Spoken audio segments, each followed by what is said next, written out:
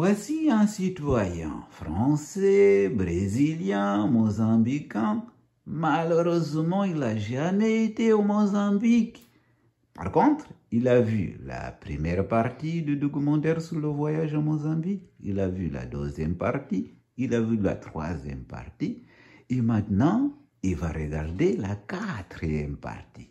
Ah, il va plonger avec moi dans la vie des Mozambicains pour s'entraîner. Parce que le jour, il ira au Mozambique. Eh bien, il va voir de ses propres yeux. Il faut qu'il soit un peu déjà habitué.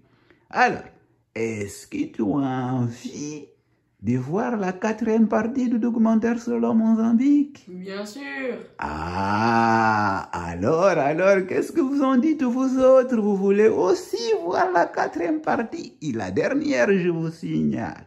Ne ratez pas ça.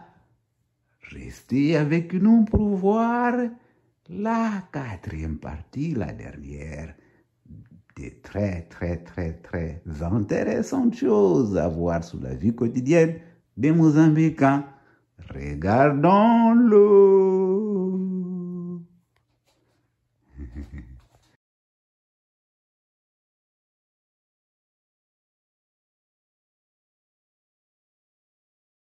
Ce que vous voyez ici, c'est le terrain de foot du quartier de Campoane. Ça, c'est les voitures des gens. Il y en a des personnes qui viennent regarder le foot. D'habitude, il y a beaucoup de gens ici qui viennent regarder le foot. Tous ces gens-là sont en train de regarder le foot. Et ça, c'est le terrain, c'est le stade de foot, si vous voulez. Comme vous voyez, c'est un stade de terre, composé de terre. C'est des situations précaires où les gens jouent au foot. Ils risquent même des blessures, si vous voulez. Alors, là, c'est des tournois entre quartiers. Donc, vous avez ici 12 équipes qui appartiennent à des quartiers différents. Une équipe du sous-quartier de Campoane et une autre équipe probablement d'un autre quartier voisin, si vous voulez, ou de toujours dans la même municipalité de Boa. Donc voilà, vous avez les conditions dans lesquelles les gens jouent au foot ici au Mozambique. Bien entendu, ça, ce sont des équipes amatrices, c'est des amateurs. Il y a les équipes professionnelles qui jouent vraiment dans des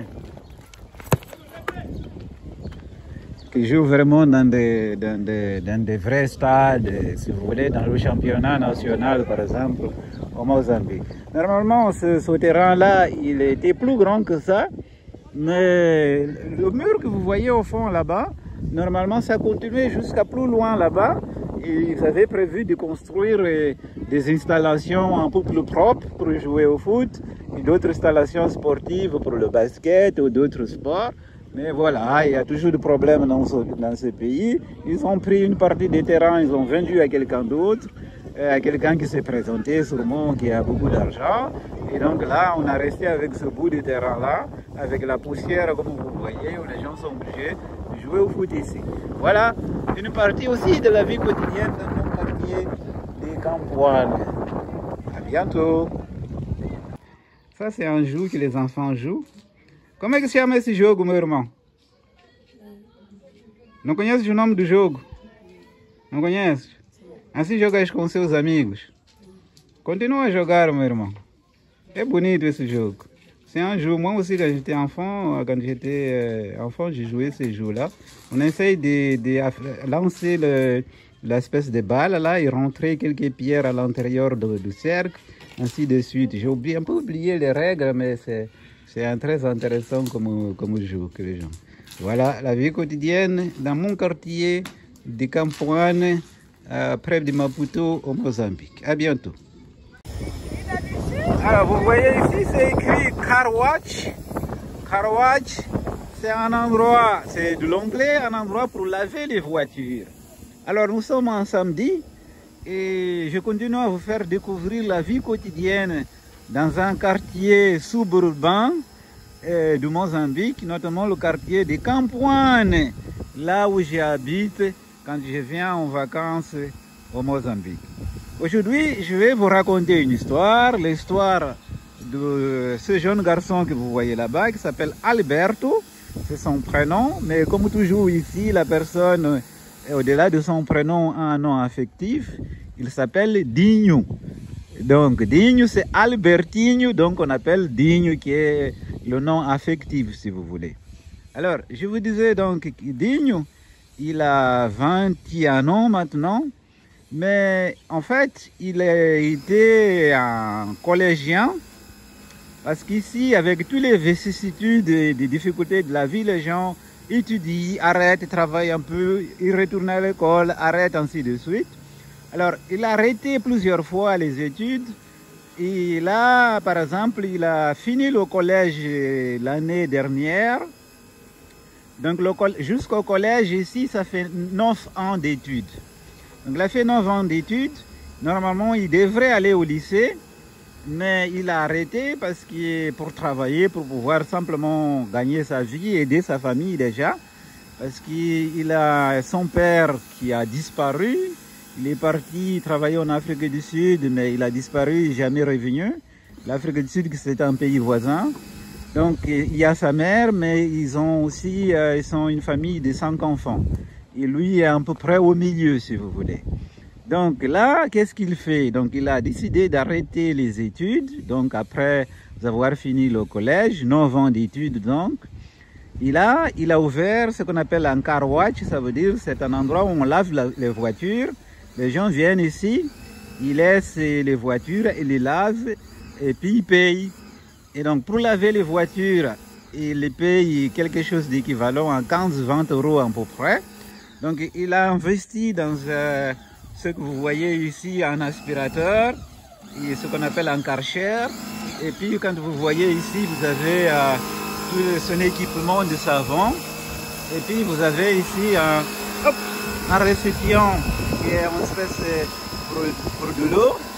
Et donc cette place ici, c'est une maison de quelqu'un. Dans cette maison de quelqu'un, il loue en fait, il loue cet espace ici pour laver les voitures. Donc il fait ça pour survivre.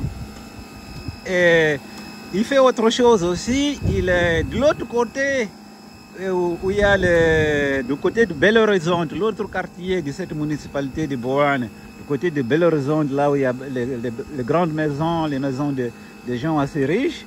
Il va aussi là-bas travailler, mais pour préparer le jardin et s'occuper des jardins des maisons, par exemple. Et là, on lui donne aussi beaucoup d'argent. Il y a son frère plus âgé aussi qui nettoie les piscines. Aussi, de l'autre côté de Belo Horizonte, il y a des grandes maisons avec des piscines. Aussi, il fait ça, aussi, il reçoit un petit peu d'argent. Et parfois aussi, il est DJ pour les mariages. Dans les mariages, il va un peu mettre de la musique. Aussi, on lui donne un peu d'argent. Alors, quel est son projet? Son projet, là par exemple, il est en train d'essayer de à la fois se faire un petit peu d'argent pour lui-même survivre, pour aider un petit peu sa famille, mais pour économiser aussi parce qu'il a envie d'aller passer son permis, le permis professionnel poids lourd, et comme ça, il pourra avoir la possibilité de travailler comme chauffeur, tout simplement. Et une fois qu'il aura passé son permis, il va aussi retourner à l'école. Il a le projet de faire un lycée professionnel pour devenir électricien. Voilà, c'est vraiment la vie d'un jeune homme. Alors, lui, il appartient, je dirais, à la classe moyenne pauvre pour le Mozambique. Entre la classe pauvre haute, si vous voulez, il est la classe moyenne basse, si vous voulez. Et donc, sa soeur, par exemple, elle aussi, elle travaille chez elle, mais elle fait des tresses. Vous savez, les cheveux des personnes noires, parfois il faut les tresser. Vous avez sans doute vu des gens qui font des tresses. Alors, elle fait des tresses, notamment pour les enfants. Elle tresse les cheveux des enfants, comme ça on lui donne un peu d'argent. Voilà le projet. Tout ça, il s'agit d'un travail informel, si vous voulez, parce que beaucoup, à cause du problème de l'emploi, beaucoup de gens travaillent de façon informelle. Ce sont des auto-entrepreneurs, pour ainsi dire. Et donc là, il est en train de faire une partie de son travail, qui est de laver les voitures On les lave ici manuellement, comme vous voyez. On passe le karcher, on passe le savon, on passe l'aspirateur à l'intérieur. Voilà, alors c'est vraiment ce que j'aime. Il y en a beaucoup de garçons comme ça. Ça veut dire que malgré les difficultés, ils essayent, ils vont à l'école, ils arrêtent, ils se débrouillent pour gagner un peu d'argent. Ils ont un projet de vie, si vous voulez. Un projet de vie qui, si on les pense à notre façon occidentale, n'est pas très ambitieux parce qu'il veut juste avoir son permis et devenir électricien. Et éventuellement, il peut être un chauffeur de temps en temps, être électricien. Donc, il arrête les études, là, il travaille et un peu. Et puis, au fur et à mesure, étape par étape, il commence à concrétiser son projet, si vous voulez. Mais c'est à la fois de la débrouille, du courage, de la résilience, malgré les difficultés, et essayer de gagner sa vie honnêtement. Ici aussi, à Mozambique, vous avez beaucoup de garçons de son âge, par exemple, qui boivent beaucoup, qui fument beaucoup et qui, par exemple, volent pour pouvoir survivre au lieu de travailler, par exemple. Donc lui, il a fait le choix de gagner sa vie honnêtement et d'avoir un projet d'insistance, ce qui est courageux. Alors, pourquoi je montre des choses comme ça pour les Européens, pour les Français, pour les gens des pays développés, c'est de voir la difficulté de la vie, c'est que des jeunes gens comme ça font pour survivre. Parfois, nous, en Europe, dans d'autres pays développés, c'est-à-dire qu'on a tellement des acquis comment dirais-je, ça va de soi, si vous voulez, beaucoup de choses que nous avons. C'est pour comparer la vie que nous avons et la chance que nous avons d'avoir beaucoup de choses. Déjà de pouvoir faire des études, de pouvoir avoir les parents qui peuvent nous aider, des choses comme ça sans avoir, par exemple, à étudier, arrêter pour travailler, pour se débrouiller, etc. etc. Donc c'est l'ensemble d'une vie. Alors je vais lui parler un petit peu pour qu'il m'explique à la fois son projet. Alors, Dinho, estou aqui a falar da sua vida aqui. Como sendo um exemplo de um jovem que não bebe, que quer fazer estudos, mas que agora parou para poder trabalhar, ganhar um pouco de dinheiro. Então, explica-nos lá aqui, porque aqui é para esses lá na Europa compreenderem o seu projeto de vida, aquilo que você gostaria de fazer mais tarde e aquilo porque é que você está a fazer esse tipo de trabalho. Alors, je viens de lui poser la question, expliquez-nous quel était ton projet d'existence, qu'est-ce que tu fais, quels sont tes rêves ici, dans cette situation au Mozambique. Sim, aqui eu quero fazer esse tipo de trabalho porque é para me manter, né, para conseguir o pão diário e além do pão diário, né, para as minhas necessidades, né. Mas agora tenho um projeto de querer fazer um curso de eletricidade, sim. Instaladora, um curso, né, para me edificar mais, né, no ramo do, como é que é, técnico, né? Sim, o plano não é só parar por aqui no carruagem, quer mais avançar mais para frente. Il dit que là, par exemple, effectivement, je suis allé à l'école jusqu'à le collège, j'ai fini le collège, mais puisque je n'ai pas les moyens de continuer les études et que je dois subvenir à mes besoins, donc là, je fais ce travail-là, je pense temporairement, tout comme le jardinage que j'ai fait chez les gens ou quand je vais nettoyer les piscines, tout ça, c'est pour à la fois gagner ma vie, économiser de l'argent, pour ensuite pouvoir continuer les études au lycée professionnel et devenir électricien, c'est qui est mon ambition ultime. Agora, meu irmão, assim, por exemplo, assim, com esse trabalho que fazes, você consegue juntar um pouco de dinheiro, porque você me disse também que queria ter carta de condução, e depois ir para a escola para continuar o seu curso. Esse trabalho é suficiente para você, ao mesmo tempo, sobreviver no dia a dia e ao mesmo tempo juntar um pouco de dinheiro para aquilo que você quer fazer mais tarde. Sim, é possível, sim, juntar o dinheiro e também conseguir sobreviver, fazer o projeto à frente. Donc, il dit, bon, petit à petit, c'est vrai que c'est difficile, ça va me prendre un peu plus de temps pour à la fois l'argent que je gagne là en faisant ça, c'est pas beaucoup, donc pour garder un petit peu d'argent, à la banque pour que je puisse aller passer le permis et ensuite pour pouvoir continuer les études. Agora, meu irmão, você assim, como é que tens tempo também? Tens tempo para divertir, para ir para a igreja, por exemplo? Hein? Qual é a sua esperança nessas dificuldades aqui nesse país? Por que não tem ajuda do governo para vocês poderem fazer as coisas? Por exemplo, estar a estudar e não fazer isso aqui. Sim, acho que é um pouco difícil porque o governo não ajuda, mata jovens. Se o governo ajudasse, mata jovens, aí ia favorecer. Sim. Il dit que bon, ici au Mozambique, nous n'avons pas hélas la chance d'avoir le gouvernement qui puisse nous aider pour les études, pour faire des formations comme ça quand on n'a pas de moyens. Et par ailleurs, mes parents, ma famille n'a pas de moyens non plus. C'est plutôt moi qui dois aussi aider ma famille. Du coup, on est obligé de se débrouiller comme ça. Et donc moi, je crois, je suis croyant, je vais à l'église les dimanches et je suis optimiste que les choses vont s'arranger pour moi tant que je continuerai à persister dans le travail que je fais.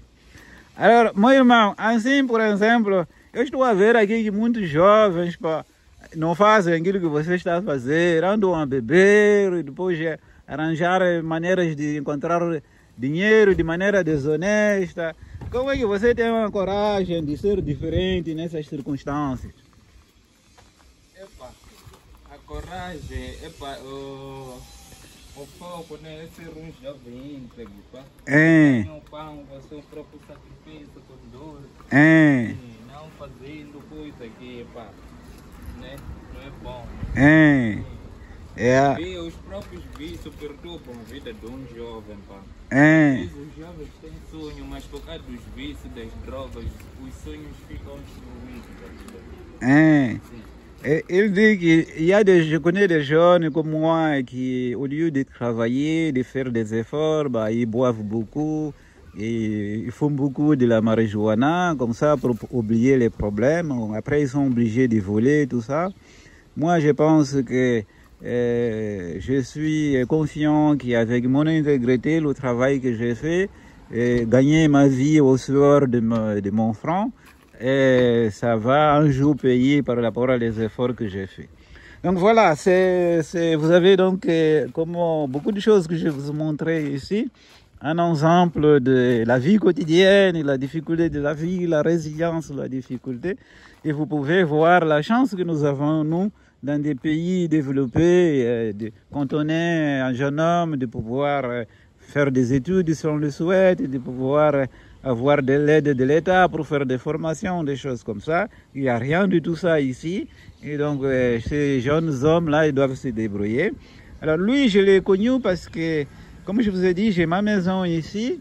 Et donc, un jour, je l'ai rencontré, il frappait les portes des gens pour dire « Ah, est-ce que vous voulez quelqu'un pour travailler dans le jardin ou quelqu'un pour nettoyer les voitures ?»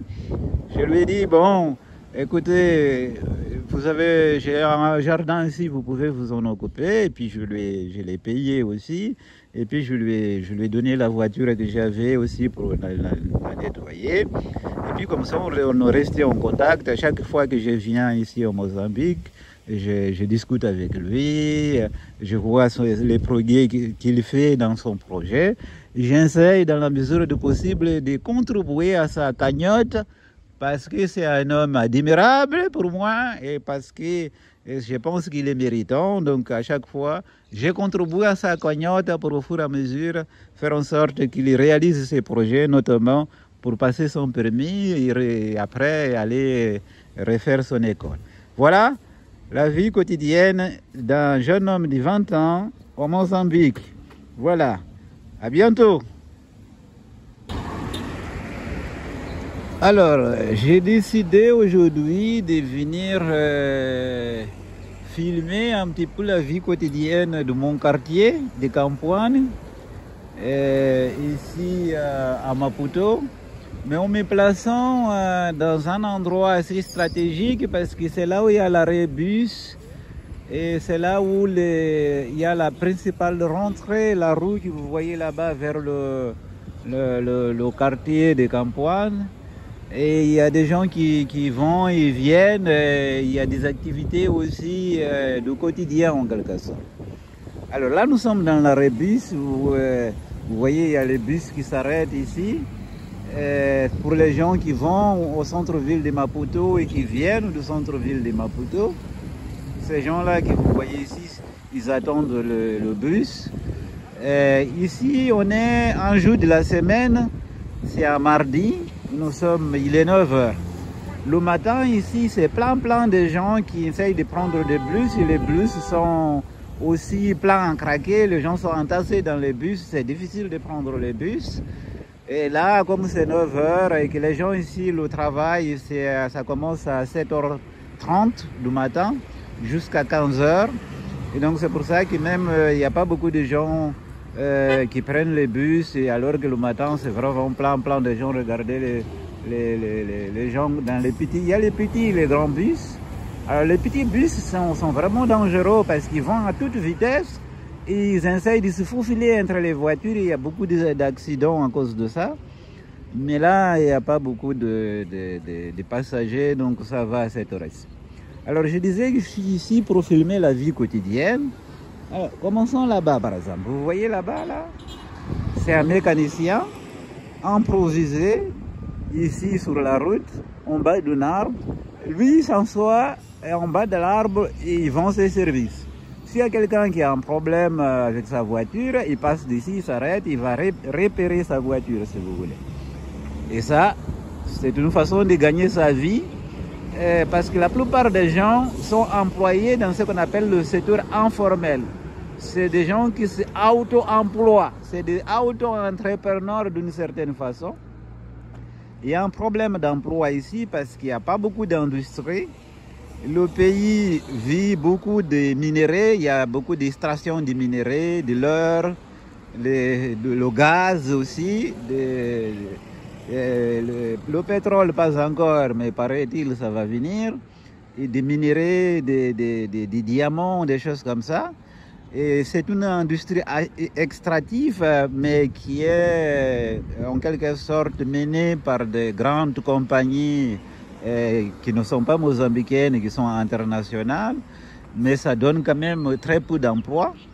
Le pays vit aussi de l'agriculture, mais les gens, l'agriculture, c'est dans les campagnes. Normalement, les gens désertent les campagnes pour venir dans les grandes villes, vivre dans les villes. Donc, il y a problème d'emploi à cause aussi de la mauvaise gestion du pays, tout simplement. Donc, les gens se débrouillent pour vivre, quoi. Voilà un mécanicien là-bas. Si je vous montre, par exemple, ici, là, vous avez ces camions-là.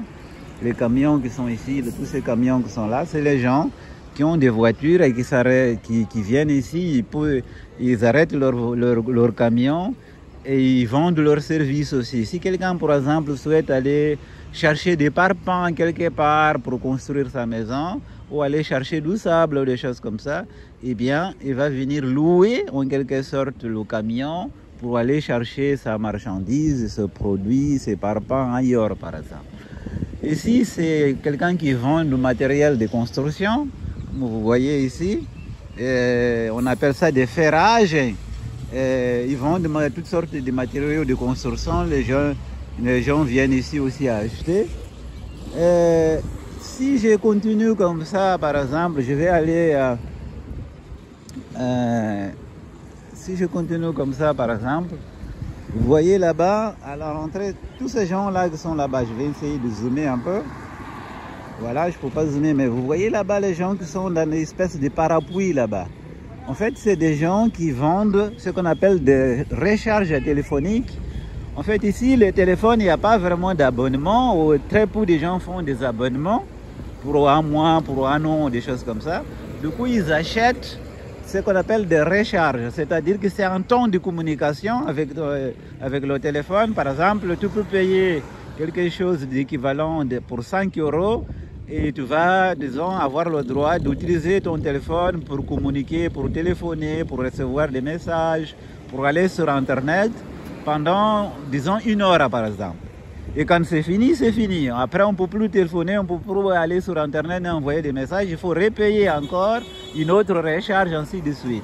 Donc, les compagnies mobiles vendent ces recharges à des gens qui sont là-bas, à des revendeurs en quelque sorte qui revendent les gens dans les rues, si vous voulez. Et puis vous avez les taxis, là c'est ces espèces de motos à 3 roues, là ce sont des taxis aussi, les gens qui sont là pour prendre les gens, transporter les gens. Et là vous avez, plus loin, vous avez le Chov.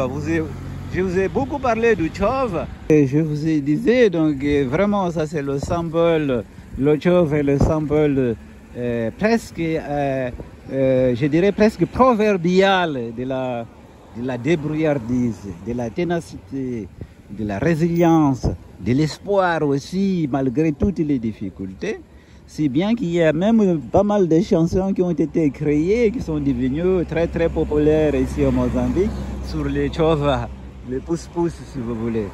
Et donc par exemple, il y a cette chanson-là qui est assez populaire. C'est un chanteur qui actuellement c'est vraiment le plus fameux chanteur ici au Mozambique, qui s'appelle Mr. Bao. Et lui, il a chanté sa chanson en disant plus ou moins ceci, si j'ai traduit ça en français. Et il dit que moi j'ai habité à la campagne. Je vivais de l'agriculture, j'ai de l'élevage. Mais on est venu me dire que bon, allez, pourquoi tu t'embêtes à faire des chants, tout ça? Viens donc à Maputo, ici il y a de bonnes choses, il y a la vie, donc tu pourras travailler, éventuellement prospérer. Et donc il a dit, bon voilà, j'ai tout laissé tomber, je suis parti à Maputo, dans la grande ville si vous voulez. Seulement quand j'arrive là, je vois que la vie c'est vraiment des petits boulots par-ci, des petits boulots par-là, les gens achètent un truc pour vendre là-bas, il n'y a pas vraiment quelque chose de consistant quoi. Alors quand je dis, mais voilà, mais c'est ça que vous appelez un emploi à prospérer, alors les gens disent, bah, calme-toi, chova, chitaduma. Nisukili kaya chaveni, vayone shenga manjapazi, vakokonektizu kamapotsi, loko nifika ngwana mama, utomila kona hi chova chovu, ngwana mama. Chova chitaduma ngwau ngana mama chovo ngwana mama chitaduma ngwau ngwana mama. Voilà notre chova là-bas, quelqu'un qui pousse ses marchandises pour une cliente ou un client par hasard. Alors aujourd'hui on va se promener dans la rue de la paix. Et comme vous voyez ici, c'est écrit Rua da Paz, ça veut dire rue de la paix. Et ici à Campoane, mon quartier à Campoane, la municipalité de Boane qui se trouve, elle, à 25 km du centre-ville de Maputo. Alors, je continue à vous raconter des histoires de la vie quotidienne dans ce quartier, mais c'est un peu des histoires de la vie quotidienne dans des quartiers super urbains. Alors je vais aujourd'hui vous raconter une histoire fictive, mais qui est une sorte d'étude de cas en quelque sorte, pour vous illustrer par exemple la vie d'une jeune fille de 22 ans par exemple. Alors, on va appeler une jeune fille qui est tout à fait fictive, Maria. Mais Maria, on l'appelle surtout Marizinha. Parce qu'ici, nous aimons, au-delà du prénom de la personne, lui donner aussi un prénom affectif. Généralement, on prend le prénom comme Maria, on ajoute le Inha ou le Zinha, ça fait Marizinha. Et ça, c'est une façon affective d'appeler la personne. Généralement, ce sont les amis, les parents ou les frères ou les sœurs qui donnent, quand la personne est encore enfant, donnent le nom affectif, si vous voulez, le prénom affectif. Par exemple, quelqu'un s'appelle João, on va l'appeler Joãozinho. Quelqu'un s'appelle Ronaldo, on va l'appeler Ronaldinho. Quelqu'un s'appelle Tina, on va l'appeler Tininha, ainsi de suite. Donc, Marizinha, c'est une jeune femme de 22 ans maintenant, mais on va reculer vers son enfance. Et quand elle était enfant, elle fréquentait l'école publique du quartier, comme l'école que nous avons visitée l'autre jour, par exemple, l'école publique. Parce qu'elle appartenait plutôt à une classe que je dirais moyenne basse aux pauvres élevés. Donc entre pauvres élevés et moyenne basse. Je vous avais dit que dans ce quartier, il y a des gens qui sont de la classe aisée, des gens qui sont de la classe moyenne élevée, moyenne basse, et des gens qui sont de la classe pauvre élevée. Il n'y a pas vraiment de pauvreté très pauvre ici. Et donc, Marizine appartenait à la classe moyenne basse aux pauvres élevés. Elle fréquentait une école, comme vous avez vu, les écoles publiques, il y a de mauvaises conditions. Parfois, les étudiants s'assoient par terre, il n'y a pas de bancs, et ils écrivent dans leur cahier sur leurs genoux, en quelque sorte. Donc, les conditions étaient mauvaises, avec des enseignants découragés à cause des mauvaises conditions, mauvais salaires. Ces mêmes enseignants, ils enseignent aussi dans l'école privée, qui a beaucoup plus de moyens, qui est plutôt pour les enfants dont les parents ont des moyens. Ils sont davantage engagés quand ils donnent des cours dans l'école privée que quand ils donnent les cours dans l'école publique. Donc, elle a eu une éducation primaire assez boiteuse, déficiente. Elle a quand même réussi à finir l'école primaire. Ici, l'école primaire, c'est 7 ans. Ensuite, elle passe au collège. Et au collège, elle a commencé première année de collège. Et puis quand elle avait deuxième, elle n'a pas fini la deuxième année de collège. Quand elle avait 13 ans, elle a dû s'arrêter pour pouvoir travailler et aider la famille à la maison. Parce qu'à la maison, il y avait sa mère, il y avait ses quatre enfants, mais plus jeunes, 4 frères plutôt plus jeunes. Et elle, comme elle était la plus âgée, le père, il a disparu. On ne sait pas où il était, peut-être qu'il est parti avec une autre femme, on ne sait pas. Et donc, les parents, le père les a abandonnés en quelque sorte. Et alors, elle devait travailler pour pouvoir aider la mère. Alors, donc, elle a commencé à travailler, elle, avec sa mère, au marché où ils vendaient, ils avaient un stand pour vendre des légumes, des tomates, des salades. Ils allaient acheter ces légumes-là à un autre endroit et puis pour venir les vendre au marché, le marché qui est de l'autre côté du quartier. Donc, elle a dû arrêter et puis bon. Ensuite, quand les choses ont commencé à s'améliorer pour elle en termes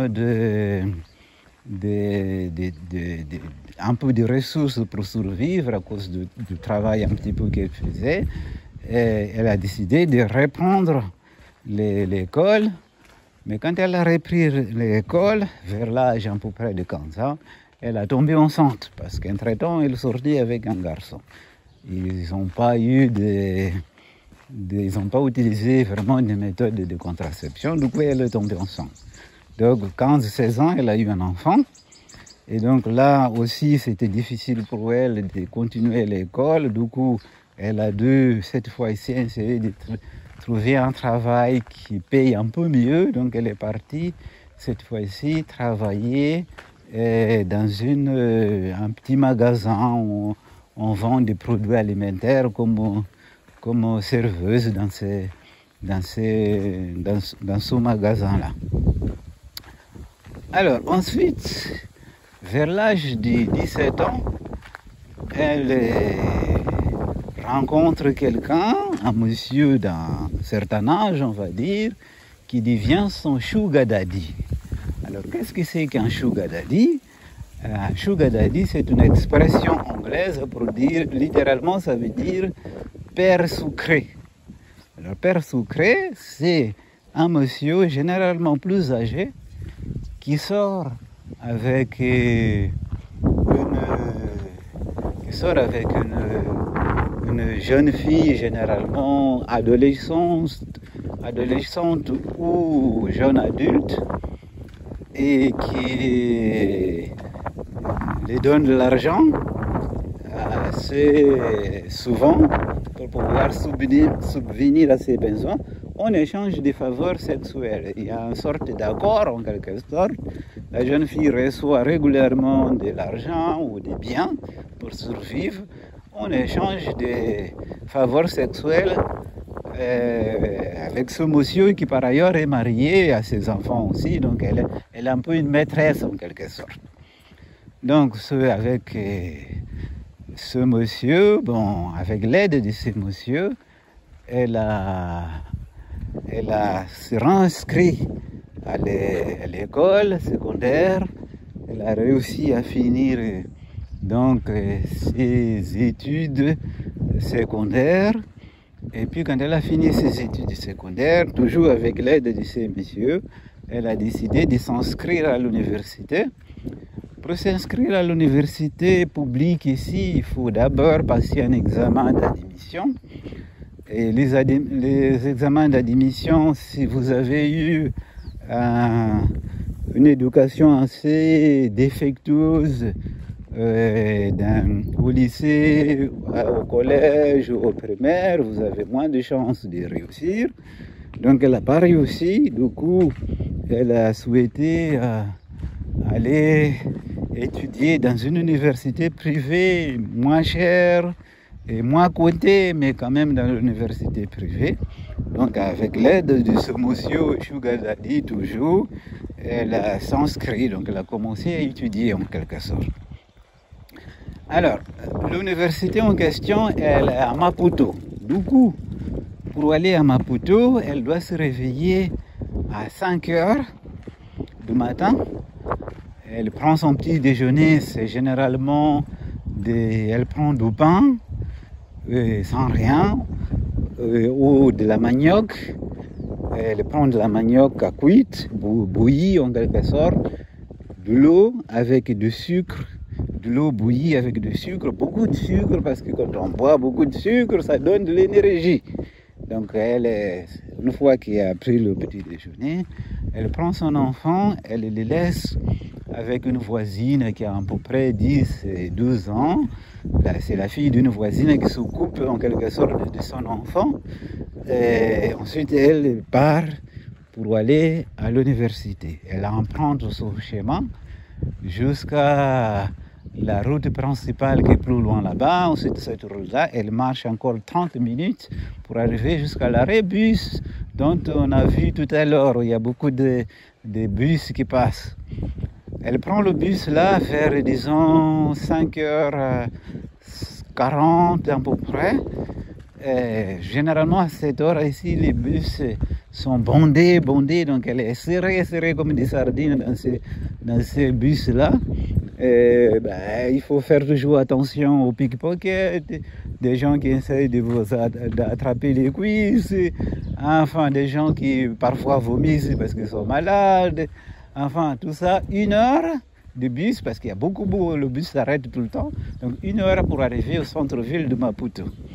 Donc elle va à l'université, de 7 heures jusqu'à peu près 15 heures à peu près.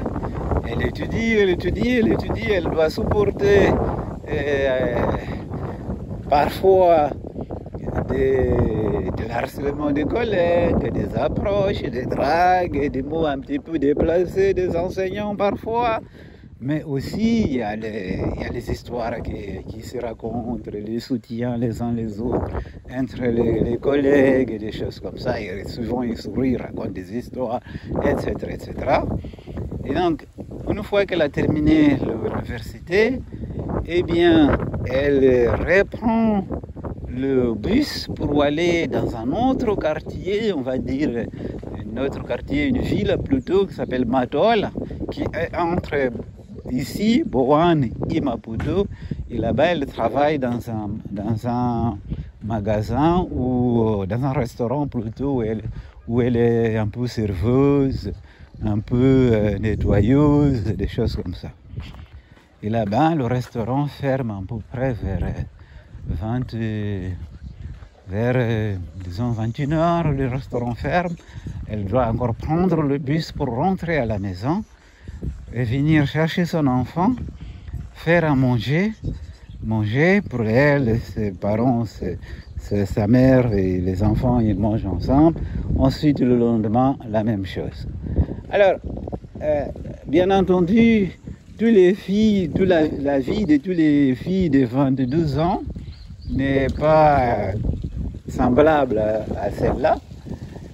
Mais il y a quand même quelque chose qu'on peut dire que se rapproche, on va dire, si on essaye de moyenner un peu les expériences, notamment la possibilité d'avoir un enfant très tôt quand on a quand on est un adolescent qui est très grand ici, la possibilité d'avoir un enseignement primaire très mauvais, la probabilité d'arrêter en quelque sorte ses études parce que tu dois travailler pour aider tes parents. Et toute cette vie dans laquelle on travaille, on va à l'école, on va à l'université, on prend des transports qui sont bondés et on doit subir des harcèlements, des commentaires déplacés, etc. On doit essayer de naviguer tout ça tous les jours en esquivant en quelque sorte, en esquivant tout ce qui est possible d'esquiver pour garder son intégrité, si vous voulez, tous les jours comme ça. Donc ça, c'est le quotidien en quelque sorte d'une très bonne partie des jeunes filles ici au Mozambique d'une manière générale, on peut dire si vous appartenez notamment à une classe moyenne basse ou voire pauvre supérieure par exemple. Si vous appartenez à une classe pauvre, c'est encore pire pour vous. Donc, alors, on peut penser que cette jeune fille-là est tout tristonnée, qu'elle est tout abattue. Eh bien, pas du tout. Pas du tout. C'est une jeune fille qui est pleine de vie, qui discute beaucoup avec ses copines, avec ses copains, qui raconte des histoires, qui s'entraide entre eux, qui a de l'espoir, qui va à l'église, qui a de l'espoir qu'un jour elle va trouver un travail, qu'elle va trouver peut-être un meilleur mari, qu'elle va trouver, etc., etc. Et donc, la question qui se pose est comment expliquer cette capacité de résilience? Comment expliquer que malgré toutes ces difficultés, cette jeune fille-là et bien d'autres, les Mozambicains en général, sont en meilleure santé mentale que les gens qui sont dans les pays développés, notamment en Europe occidentale et en Amérique du Nord, qui ont de meilleures conditions d'existence. Comment expliquer cela? Ça, c'est quelque chose qui m'intrigue moi, mais qui intrigue beaucoup de gens aussi. Comment vous expliquez cela? Dans les pays développés, notamment en Amérique du Nord et en Europe occidentale, il y a une sorte d'épidémie des problèmes de santé mentale. Les suicides, tentatives de suicide sont en hausse. Les dépressions, les anxiétés, le manque de sommeil, les addictions, ça va de plus en plus crescendo ces dernières années. On dit même que depuis 2010, c'est la catastrophe chez les adolescents et les jeunes adultes. Comment vous expliquez qu'ici, avec tous les problèmes qu'ils ont, avec toutes les difficultés de la vie quotidienne, ils sont en meilleure santé mentale, les gens ont quand même un niveau d'optimisme plus élevé. Comment expliquer ce paradoxe? Alors, il y a peut-être il y a plusieurs raisons à cela, mais on peut évoquer quelques-unes. La première, je dirais que c'est la qualité des relations sociales et surtout l'authenticité des relations sociales. Et c'est ça, c'est un des facteurs qui fait la différence. Des années de recherche ont montré de façon unanime que la qualité des relations sociales, l'authenticité des relations sociales dans les sociétés humaines, chez les êtres humains, c'est un puissant modérateur du stress et des difficultés de la vie quotidienne. Il n'y a pas mieux, c'est un des meilleurs médicaments qui existent, si vous voulez. Alors pourquoi? D'abord, ici les gens ils sont les gens, d'une manière générale, je dirais, c'est paradoxalement, exception faite des gens qui sont assez riches et qui vivent une vie un peu à l'occidentale, mais la plupart des gens qui sont de la classe moyenne, voire pauvre, ne souffrent pas de solitude. Pourquoi? Parce qu'ils sont toujours en relation avec les autres. Et des relations bien profondes, ils ont des amis, ils ont généralement ils ont des partenaires sexuels, ils ont des petites copines, des petits copains. C'est rare de voir quelqu'un qui n'a pas de partenaires amoureux ici, c'est assez rare en quelque sorte. Des adolescents, surtout des jeunes adultes ou des adultes qui n'ont pas de partenaires, etc. Donc, ils ont des partenaires, ils ne souffrent pas de solitude. Ils peuvent communiquer quand ça va pas. C'est-à-dire quand on rencontre quelqu'un dans la rue, que ce soit un ami ou quelqu'un juste qu'on a rencontré comme ça, on demande ça va, la personne va vous dire ah ça va, mais j'ai quand même ce problème. La personne va pouvoir exprimer sans avoir peur d'être jugée ou de quoi que ce soit, ses émotions, ses sentiments, ses difficultés, et les gens vont l'écouter avec une certaine empathie, et sans jugement non plus. Ils vont en quelque sorte presque, comment dire, corroborer les mêmes difficultés, si vous voulez, et éventuellement suggérer un peu d'aide, suggérer des solutions, etc., etc. Ces personnes-là, quand ils ont l'occasion, dès qu'ils ont un peu de temps, ils essayent de s'amuser avec ses amis, avec ses familles, etc., etc. Donc il y a l'authenticité, ça veut dire que les gens n'ont pas besoin de faire semblant, de jouer un rôle en quelque sorte. Ils sont tels qu'ils sont, ils s'expriment tels qu'ils sont. Ils sont assez démonstratifs au niveau des émotions. Et tout ça, on n'a pas besoin parce que dans les pays développés, vous avez un problème, il faut aller voir un psychologue, un psychiatre, un médecin ou je ne sais pas quoi. Mais vous n'avez pas à étaler vos sentiments, vos émotions, vos difficultés comme ça, si vous voulez. Mais ici, il n'y a pas ce problème-là. C'est-à-dire que les gens peuvent être eux-mêmes, exprimer leurs difficultés, exprimer quand ça va pas, leurs opinions, sans forcément que les gens sont là toujours à avoir des critiques, des soucis, de cela. Donc, ça permet, si vous voulez, cette possibilité-là permet des relations authentiques et des relations sociales en profondeur, si vous voulez, et que cette possibilité-là n'existe pas dans les pays développés. La deuxième chose, je dirais, c'est la religion. Ils sont croyants, ils sont pratiquants, ils vont souvent à l'église. Et on peut dire que la religion, c'est toujours cette soupape, c'est mythe, c'est pas vrai, machin. Toujours est-il que la croyance est plus puissante que la vérité. Ça donne l'espoir aux gens. On sait aussi, par les recherches, des années de recherche, que les gens qui croient, qui sont pratiquants, sont souvent en meilleure santé mentale, un peu partout dans le monde d'ailleurs, et sont en une meilleure santé physique, et que souvent, ils ont plus c'est-à-dire que quand ils ont un projet, ils ont beaucoup plus de possibilités de le réaliser, si vous voulez. Et donc ça, la religion joue un rôle modérateur dans les difficultés et surtout un rôle dans ce qu'on appelle la psychologie positive, c'est-à-dire l'optimisme, l'espoir, la résilience, le sentiment d'auto-efficacité, etc., etc. Ce sont des éléments de la psychologie positive.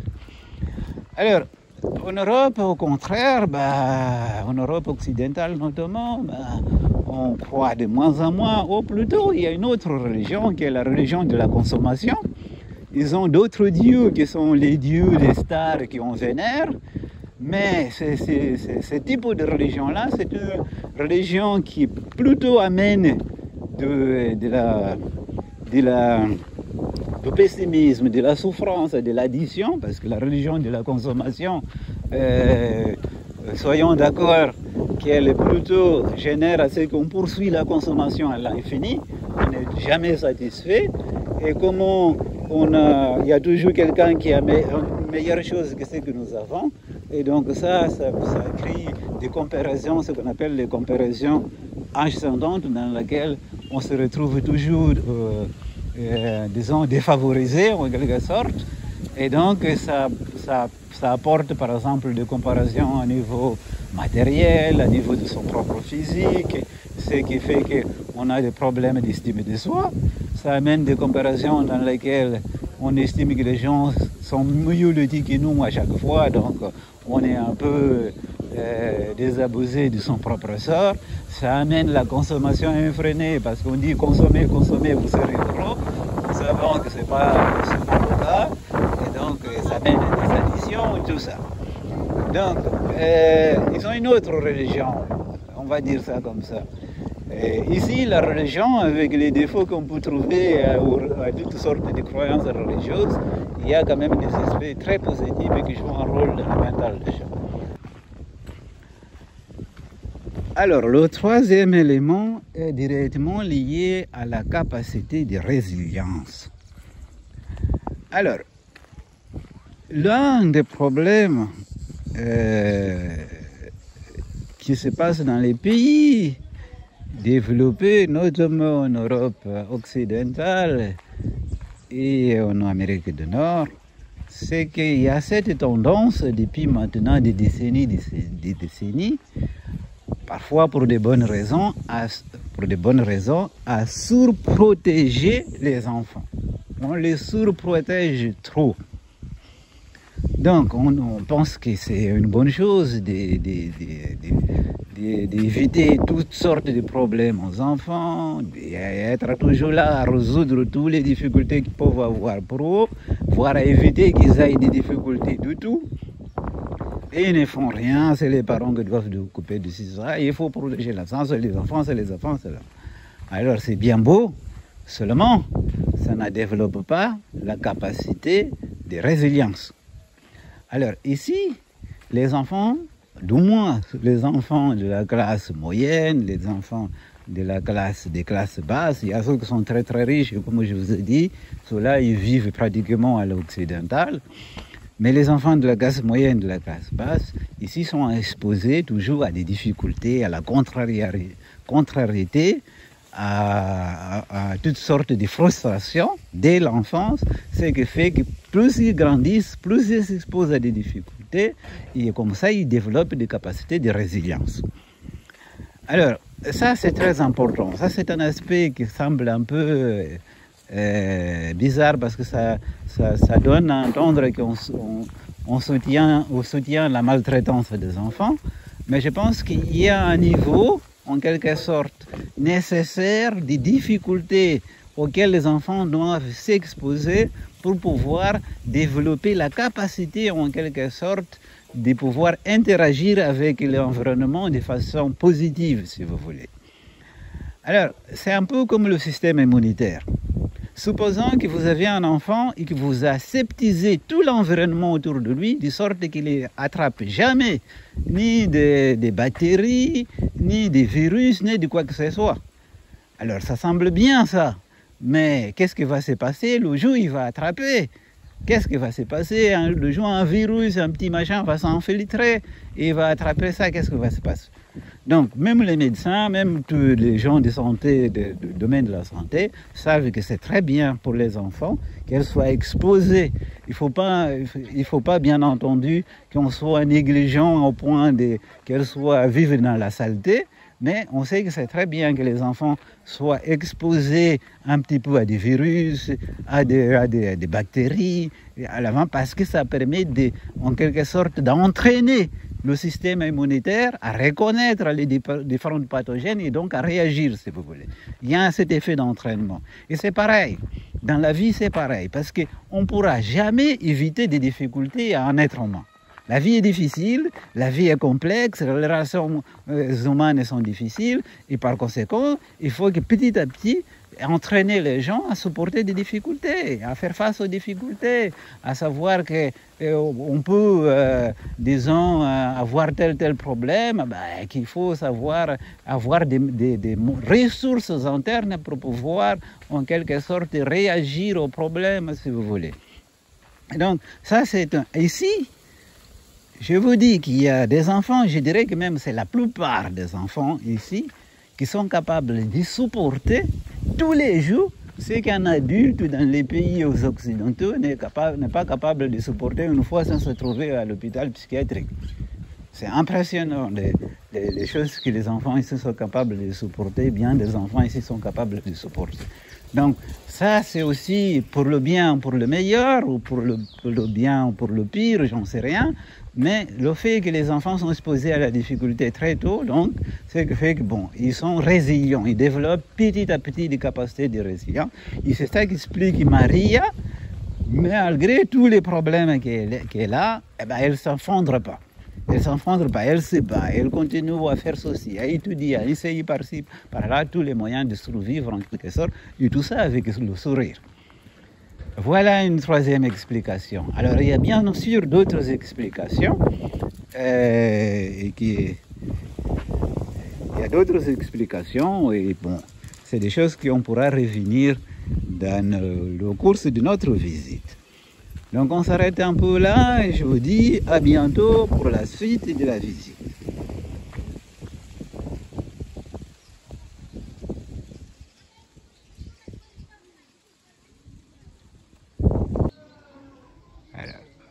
Voilà, ici, je vais vous montrer l'endroit où le soir, notamment le vendredi soir, qui est soi-disant la journée des hommes ici au Mozambique. Alors pourquoi c'est la journée des hommes? Parce que les femmes sont d'accord pour laisser les hommes partir s'amuser le soir.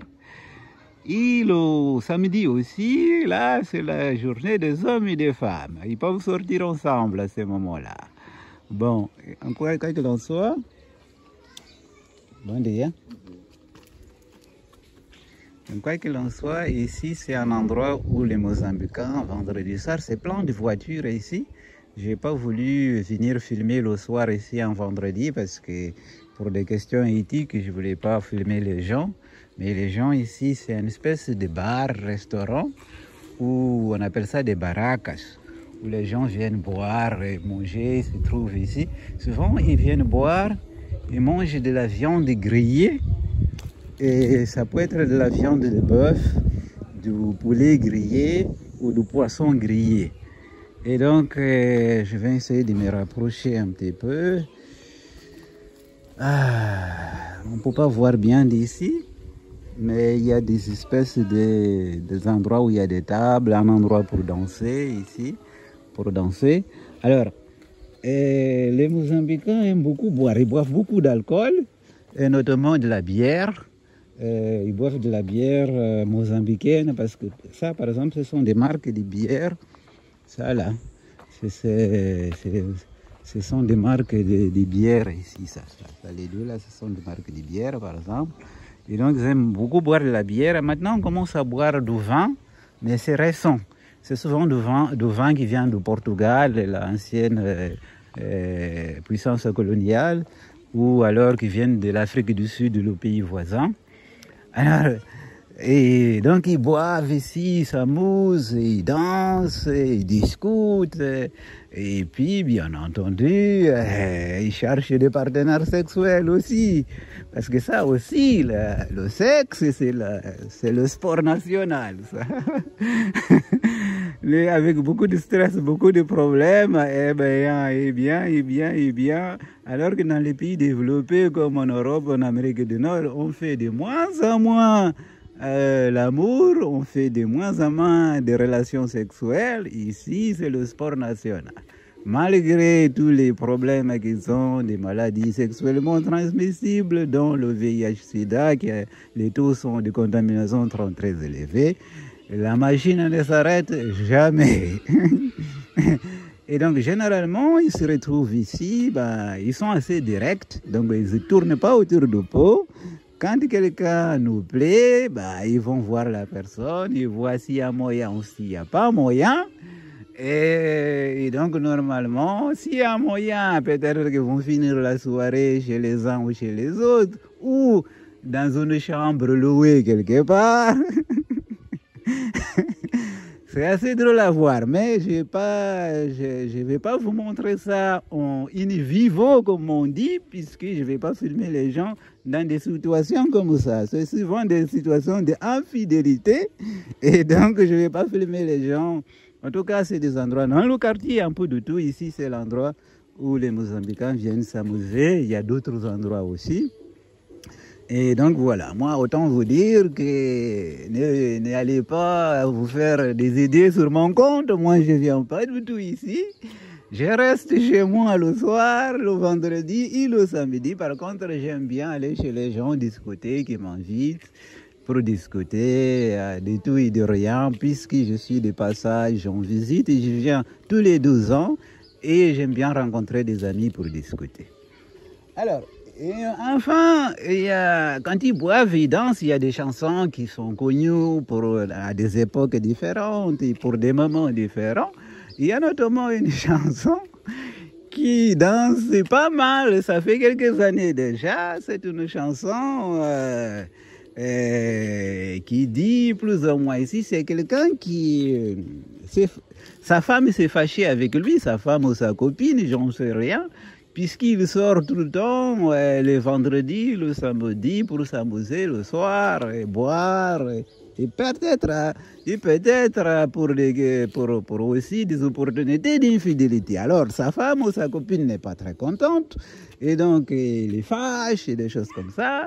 Et donc, lui dit, mais pourquoi tu n'es pas content? Moi, je travaille, je me débrouille, tu sais bien que la vie est difficile, de temps en temps, j'ai besoin un petit peu de décompresser. Si tu veux, tu peux venir avec moi. Si tu veux, on peut aller danser ensemble, si tu veux. Alors, si tu ne veux pas, bah, tu laisses pour ceux qui le veulent.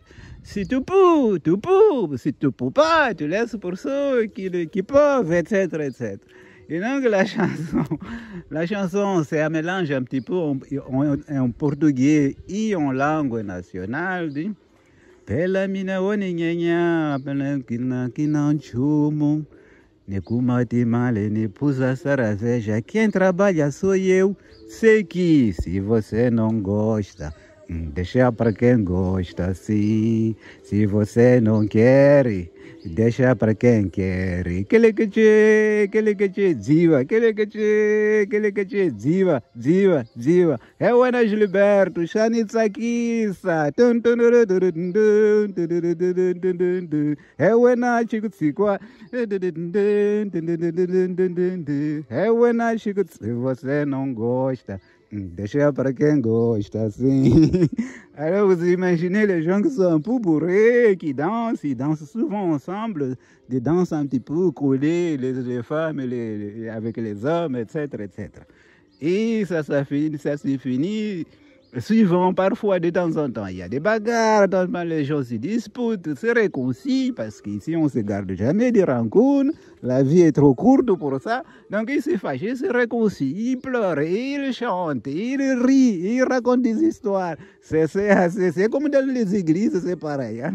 Alors dans les bars et dans les restaurants, c'est comme dans les églises. Dans l'église, on pleure, on chante, on rentre en transe, on se fâche, on machin. C'est spectaculaire. Voilà la vie quotidienne. Je continue à vous montrer la vie quotidienne ici dans mon quartier de Campoane, près de Maputo, au Mozambique. À bientôt.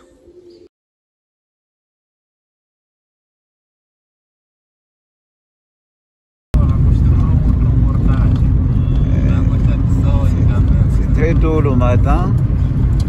Nous sommes le 10 août 2024 et là je pars à l'aéroport pour prendre l'avion pour rentrer en Europe.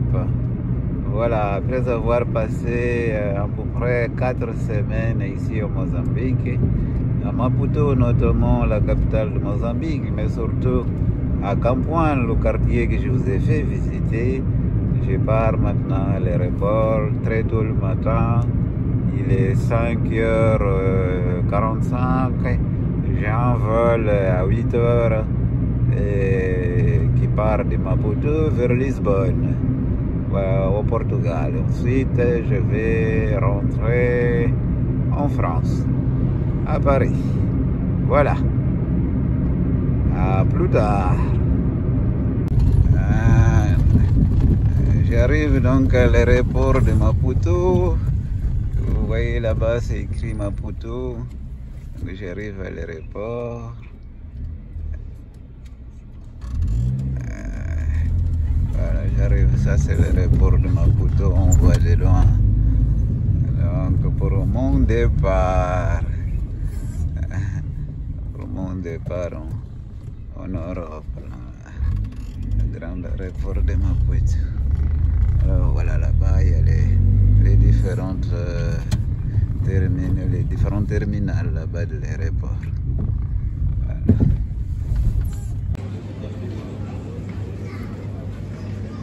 Alors, je suis actuellement dans la salle d'embarquement à l'aéroport de Maputo, la capitale de Mozambique. Quand je suis arrivé ici il y a 4 semaines dans ce même aéroport, je vous ai tout de suite dit qu'ici, dans ce pays, c'est le bordel, c'est la confusion, c'est le chaos, mais que c'est aussi la débrouille, la joie, la résilience. J'espère que dans les visites guidées que je vous ai faites de la ville de Maputo, surtout la visite guidée et les explications et les gens qu'on a rencontrés, que vous avez vus dans le quartier suburbain, notamment le quartier de Campoine, municipalité de Boane, vous avez comprendre la vie ici au Mozambique et les différents aspects dont j'ai parlé de la vie ici au Mozambique. Alors voilà, je suis dans la salle d'embarquement. Je me suis trouvé dans cette situation-là plusieurs fois, des dizaines et dizaines de fois, comme vous pouvez imaginer, puisque je suis né dans ce pays, dans la province de Inhambane, mais je suis parti à l'étranger à l'adolescence, il y a très très longtemps. Donc j'ai vécu une très très grande partie, la grosse majorité de ma vie à l'étranger. J'ai vécu en Europe, j'ai vécu en Amérique du Nord, en Amérique du Sud, en Asie, j'ai vécu un peu partout, si vous voulez. Et de temps en temps, je viens passer quelques semaines ici au Mozambique. Et à chaque fois, au retour, je me trouve dans cette salle d'embarquement-là et je suis souvent assez pensif. À l'exception d'une fois où je suis venu rester 3 ans. Quand j'ai fini mon doctorat, je suis venu rester 3 ans comme enseignant-chercheur à l'université ici, l'université Edouard Mondlane, et j'étais aussi journaliste correspondant de l'agence France Presse, l'agence française d'information. Voilà. Alors, je suis toujours un peu triste de quitter le pays. Donc voilà ce que je peux vous dire. Alors là, je vais prendre l'avion, je vais rentrer en Europe. Je resterai une semaine un peu avec le blues du retour. Je ne sais pas si vous savez qu'est-ce que c'est que le blues du retour. C'est une espèce de mélancolie, de morosité un petit peu, de fadeur un peu, qu'on a ou que certaines personnes ont, comme moi par exemple, lorsqu'on revient des voyages dans un pays lointain avec une culture différente et qu'on a passé un certain temps un peu dans le dépaysement, si vous voulez. Et donc, je resterai une semaine avec le blues de retour et puis après, je vais rentrer, engrainer dans la vie quotidienne. Et comme je suis addict au travail, hélas, je vais rentrer dans mon travail quotidien. Et puis, jusqu'au prochain voyage, à la prochaine aventure dont j'espère vous amener avec moi. Donc voilà. J'espère que vous avez aimé ce voyage et toutes les choses que je vous ai montrées. Et je vous dis à une prochaine fois. Nilele timungana. Asona nashkumako, nakumako na nashkumaka marozane. Marozane, marozane, makona nashkumaka marozane. Ahehehe, nashkumaka marozane. Nilele timungana. Amana shkumako, nakumako na nashkumaka marozane. Nashkumaka maroza. Angalakani wosala shitongo ismakumnyet marozani mama. Angalakani wosala shitongo ismakumnyet marozani mama. Marozani, marozani, marozani mama.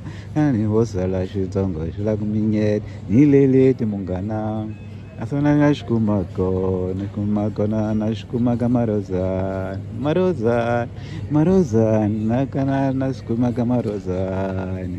Ahehehe, nashkumaka marozan. Angalakani wosala shitongo shilakuminyet. Angalakani wosala shitongo shilakuminyet. Marozani mama, marozan. Alors ça c'est une chanson qui dit, il y a quelqu'un qui croise une autre personne dans la rue. Cette personne-là avait quelque chose apparemment de très intéressant.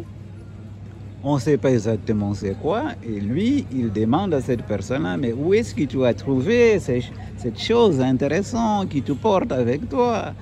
Il dit, ah, cette chose-là, je l'ai trouvée chez Marozane. Marozane, c'est le nom d'une dame, si vous voulez.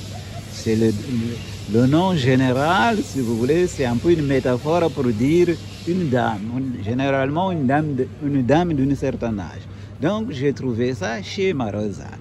Alors il dit, je vais aller chez Marozane pour avoir la même chose, si vous voulez.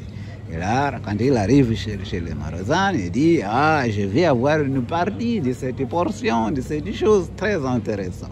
Donc c'est une chanson assez connue ici au Mozambique, assez traditionnelle même, que j'aime bien. C'est le souvenir d'il y a très très longtemps, parce que c'est une chanson assez ancienne. Et dit que Nelele Timungana, Amonunga Shkumako, Nashkumako na Nashkumaka Marozane, Marozane, Marozane, Kumakona Nashkumaka Marozane. Ahehehe, mina shkumaka marozane. Angalakani wosala shizongo shilakuminyet. Marozani mama, Angalakani wosala shizongo shilakuminyet.